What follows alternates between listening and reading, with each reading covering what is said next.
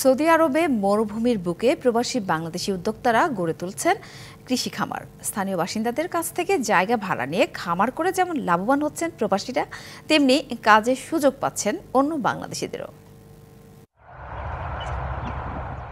পরিবারের আর্থিক সচ্ছলতা ফেরাতে সৌদি আরব পাড়ি জমান ময়মনসিংহের ত্রিশাল উপজেলার জাহাঙ্গীর। শুরুতে কাজ করেন বিভিন্ন কোম্পানিতে, কৃষি খামার করে এখন তিনি সফল উদ্যোক্তা। রিয়াদ থেকে প্রায় ৮০ কিলোমিটার দূরের শহর আল খারিজ প্রদেশে ২ বছর আগে এই কৃষি খামার গড়ে তোলেন জাহাঙ্গীর। সিম, বেগুন, মরিচ, ঢেঁড়স ও লাউ সহ নানা জাতের সবজি চাষ করে পাইকারি ও খুচরা বিক্রি করছেন সৌদি আরবের বিভিন্ন স্থানে।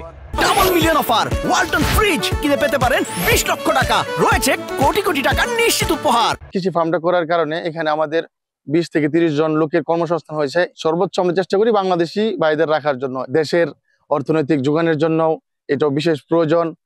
জাহাঙ্গীরের খামারে কাজের সুযোগ পেয়েছেন ২০ জন বাংলাদেশি। মাসে প্রত্যেকের বেতন ৫০ থেকে ৬০,০০০ টাকা। টাকা পাঠিয়ে দেশের অর্থনীতি সমৃদ্ধ করছেন প্রবাসীরা।